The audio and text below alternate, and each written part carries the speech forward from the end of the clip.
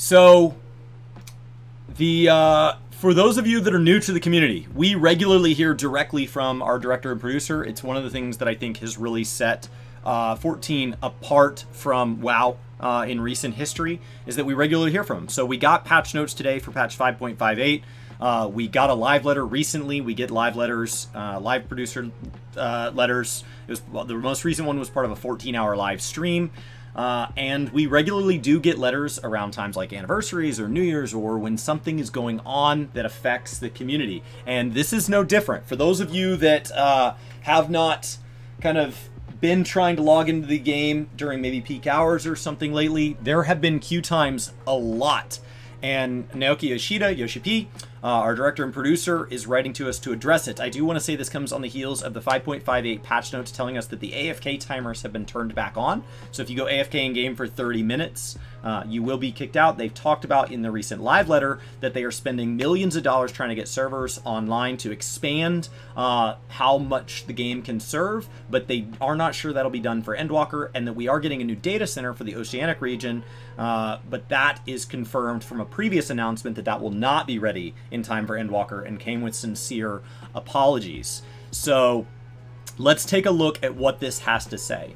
Greetings, Final Fantasy XIV players. This is your producer and director, Naoki Yoshida. First and foremost, I would like to extend my thanks to all of you for your continued support. Development on our latest expansion pack, Endwalker, continues as we focus on implementing content and transitioning to the check and polish phase. Expectations for 6.0 are high and have resulted in an increased interest in Final Fantasy XIV, especially in North America and Europe, where we are currently experiencing an extreme influx of new players. Keep in mind that at the last big event before the 14-hour live stream, they had confirmed that they'd crossed over 22 million players over the life of the game. That's not concurrence right now. 22 million, we believe that's a non-free trial purchased copy number, is where we believe that number comes from. And then at the 14-hour broadcast, the marketing materials, the slides, still said 22 million, and they actually corrected it to say it was already 23.2 million. So they picked up another million players in just a couple of months. So when the extreme is the right word here. This is an outrageous growth pace. I've seen estimates that current monthly active users for the game is single-digit millions, 1, 2 million, 3 million, something like that, 2 million. So 1 million new players that are picking up within a few months, so likely still playing. That's a big deal, especially if they're not counting free trials. When we look at the number of free trials going on in game right now, it would not shock me if we see like a Final Fantasy XI when Ninja first started playing 11, where they have to restrict the number of free trials that can be active at a given time. They have to slow that growth because it's literally like it's bringing the servers to a crawl. Today, I would like to go into detail about the server congestion resulting from this influx and the steps we are taking to address it. This message is a long one, so please bear with me. Player population growth. As mentioned above, Final Fantasy XIV is currently experiencing a dramatic increase in its player base. This increase is not only limited to the global version served by Japanese, North America, and European data centers, but is also locally operated Chinese and Korean versions as well.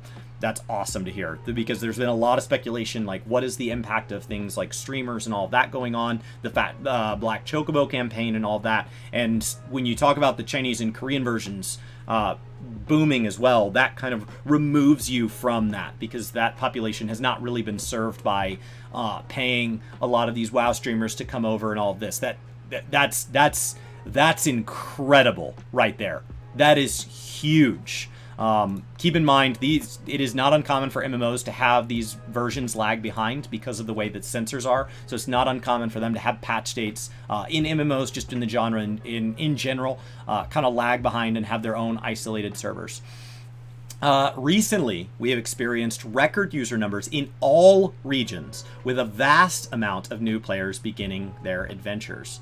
In particular, the increase in North America and EU region players over the past 2 weeks has been both so staggering and unexpected. They're the ones that made this font red, not me. Staggering and unexpected that many players are now having difficulty logging in or creating new characters due to server congestion, and for this, we deeply apologize.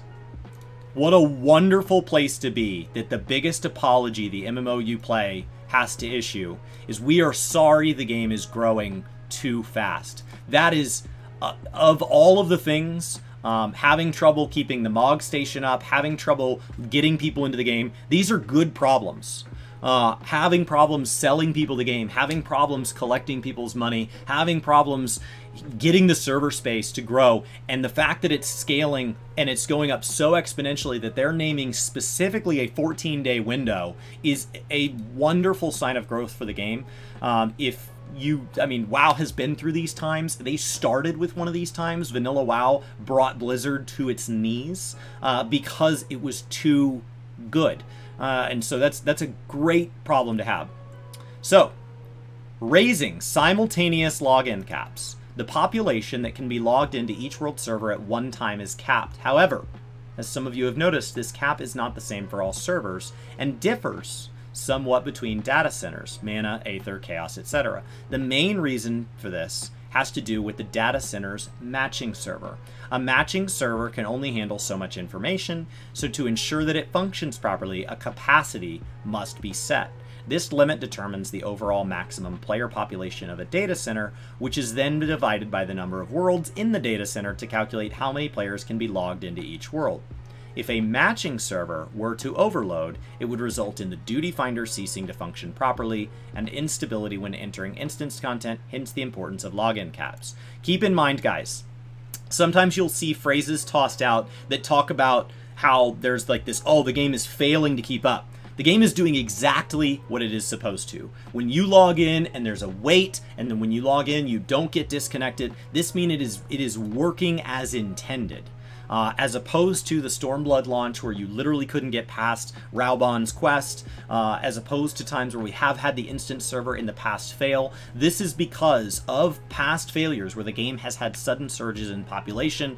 They have put systems in place that are working. So keep in mind, while they apologize for your lack of access to the service, the fact that the servers are not altogether crashing and instead are putting you in login queues, are sticking to fixed caps, this is it working correctly.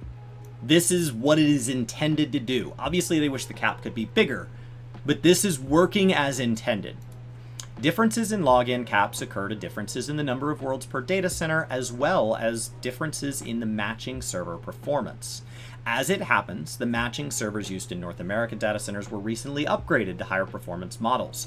Continued optimization of this equipment has allowed us, as of July 16th, okay, they're announcing this on July 20th with the 558 patch notes, to increase the maximum number of simultaneous logins across the NA data centers by 18,000, or approximately 750 per world server. They told us what the max cap is for the number of people trying to simultaneously log in. Like, I don't know what this is as like a percentage increase.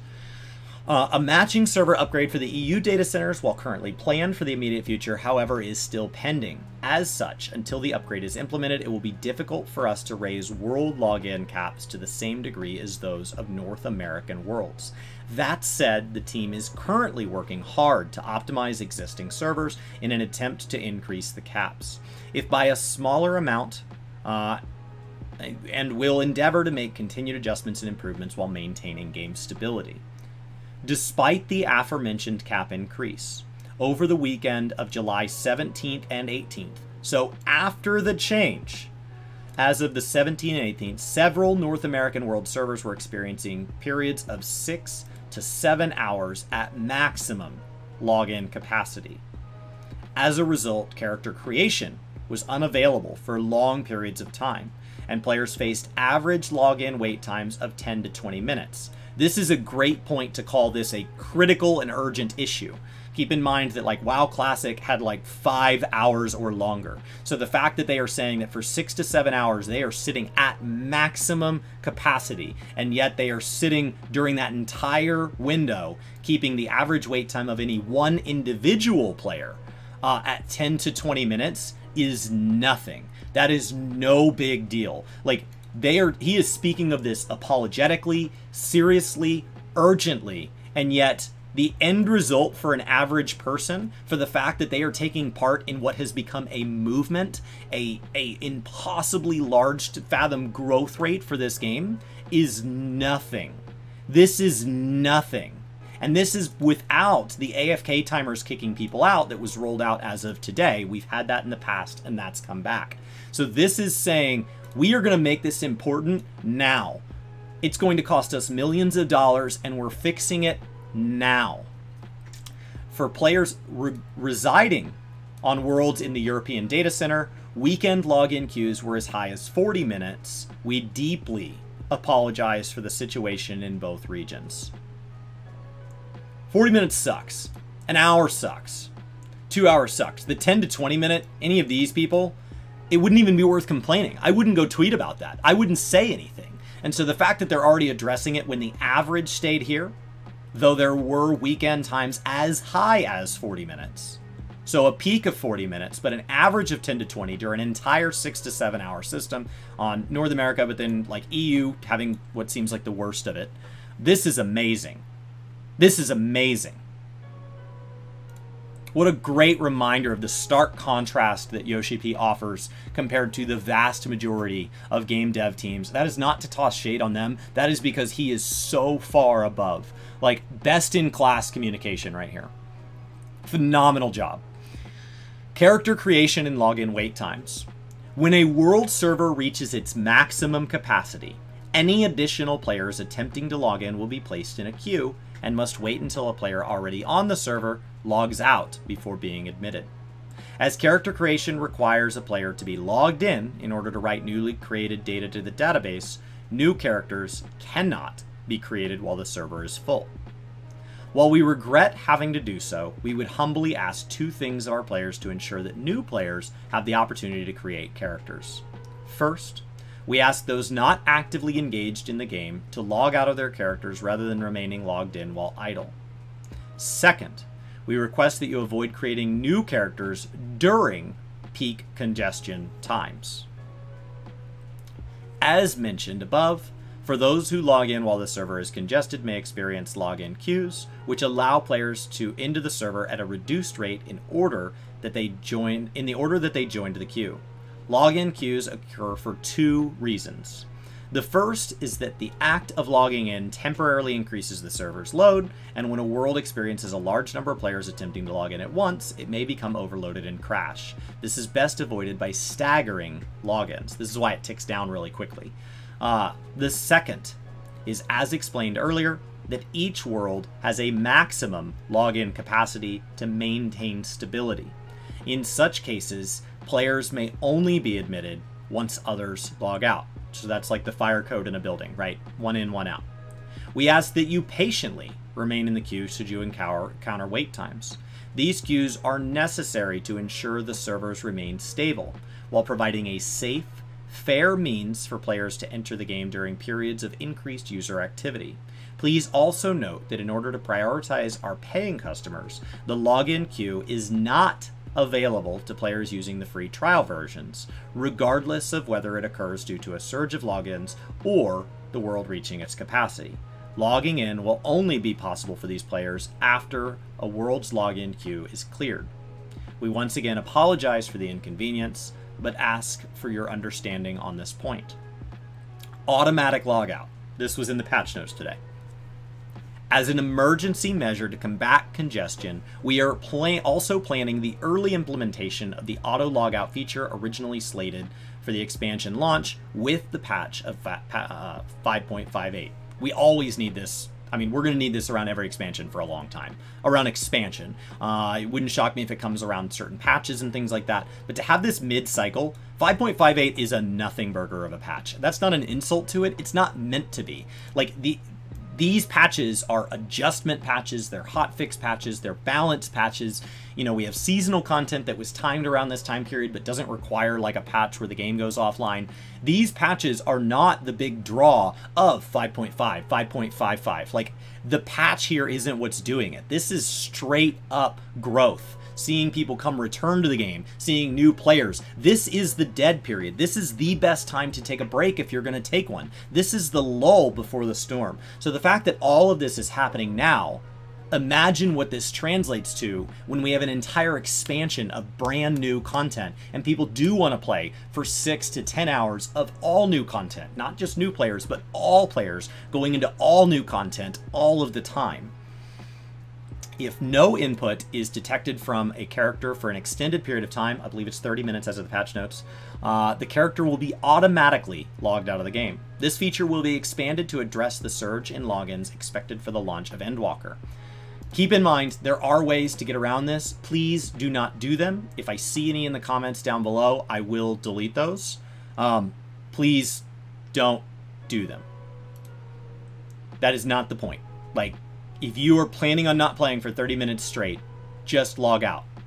Especially in North America, it's a 10 to 20 minute wait time. It'll take you less time than you're taking off the server to just get back in. Like, it's fine. Like, if you're going to go eat dinner, log out. And then when you come back, boot up the game, and then go do the dishes. It'll be ready when you're back. Don't let other people not able to play because you don't want to experience a brief wait. We understand that this feature will not be popular with our players, but we would like to assure you that it is an effective means to temporarily combat congestion. We apologize for any inconvenience this implementation may cause, and thank you for bearing with us to ensure the game remains accessible during this time. Additional world and data centers.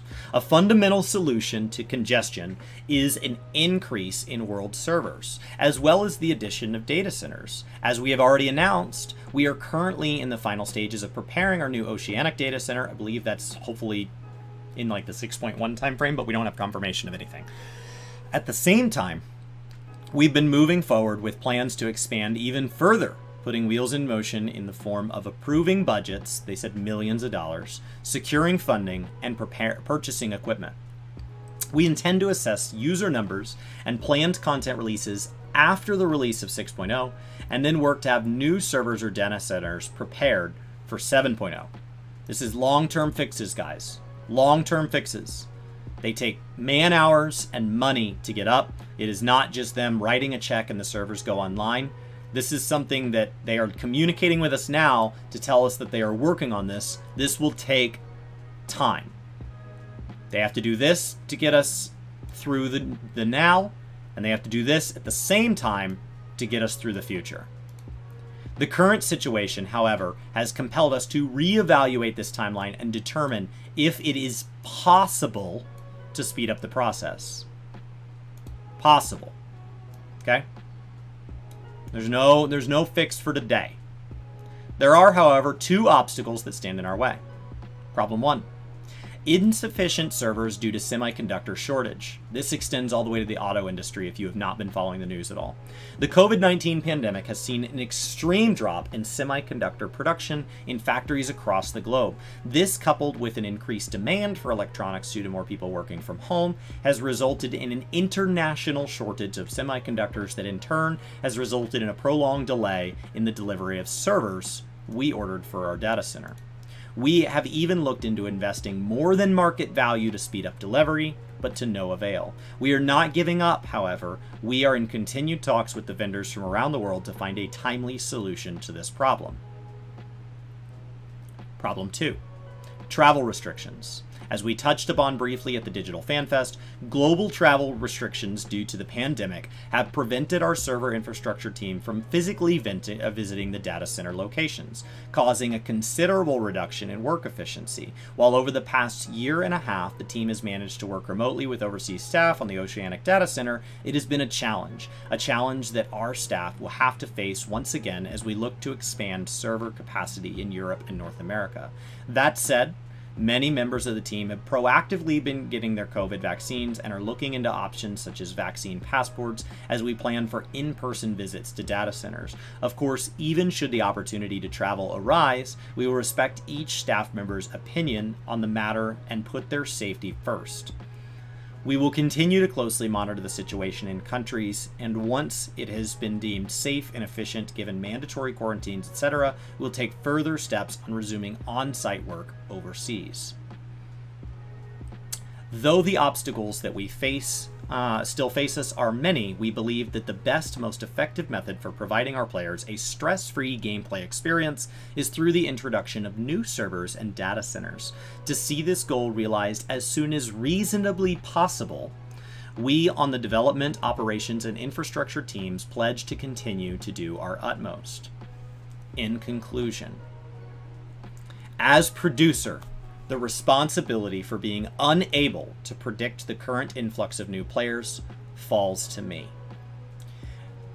The days, I don't know why that made me emotional. The days before an expansion's launch are supposed to be ones of excitement, but instead they have brought many players grief, and for that, I personally am extremely sorry. For years, we have watched devoted players from around the world stream their time with Final Fantasy XIV, and now we sit in awe while new fans join their ranks.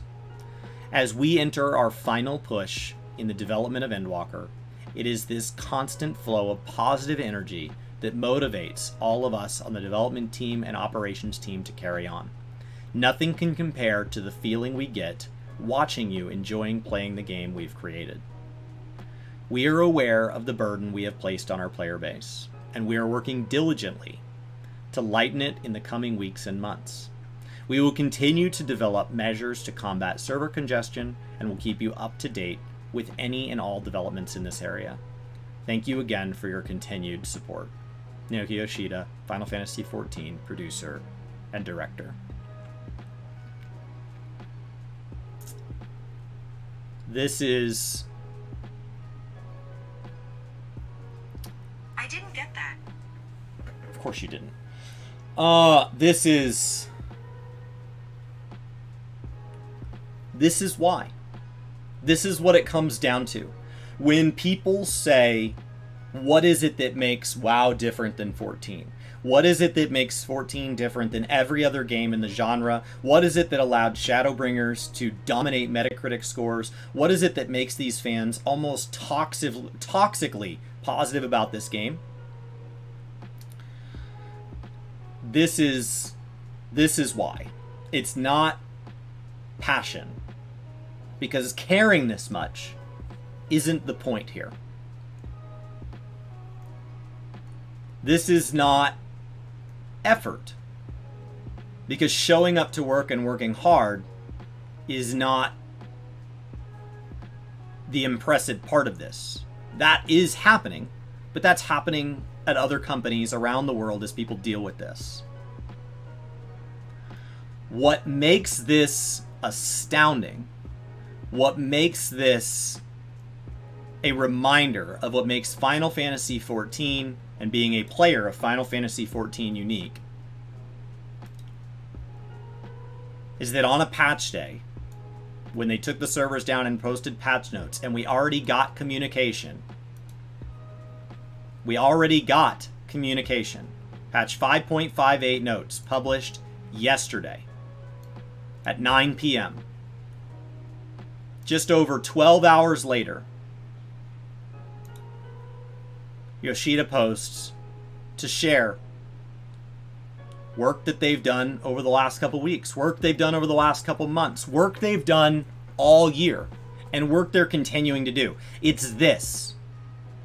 It's taking the time to write us a letter, taking the time to have that letter translated so that we can read it, because obviously this would have originally come from Japanese, and distribute it to the entire player base on the official website. To come out here and be transparent and be honest, admit what the problem is, admit where there's fault, admit where there's not fault, and say, based on those things, what is the plan moving forward? What is the plan right now? What is the plan long term? And why it won't be a plan, why we shouldn't expect to have this exact same issue as we build towards 7.0. What they're learning from this, what Square Enix is doing, what the 14 team is doing. It's that he treated us like part of the game.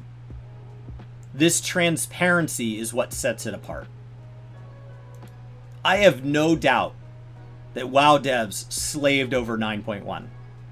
And the vast majority of the response to tons of the systems within 9.1, especially the raid, the first 5 bosses of the race was so exciting. Sylvanas was so exciting to, you know, watch people kind of progging through that and seeing multiple guilds get to it at the same time. I have no doubt they have worked hard. I have no doubt that they worked passionately and that they cared and that they showed up and that they took on current problems and future problems. It's that he decided to come talk to us.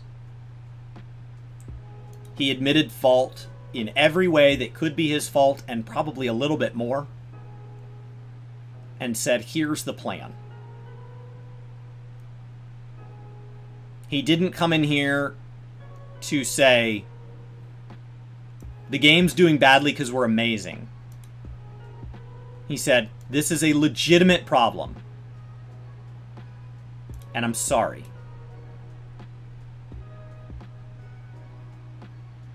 This is a legitimate problem. And while we're thrilled with the growth, this is a problem. And that things outside of our control and inside of our control are both at fault. Thank you, Yoshi-P. You have a job to do as the producer and director. You have described this game as your life's work. But producer and director does not include this in the required skill set. You're qualified to have this job without doing this. This is where you go way above and beyond. This is why players are toxically protective of this game. This is why players take being protective of the game too far. Because it's easy to be passionate about. Because if I have a 40-minute login queue this weekend, I'm not going to be mad because I know he's there with me. Thank you. Thank you.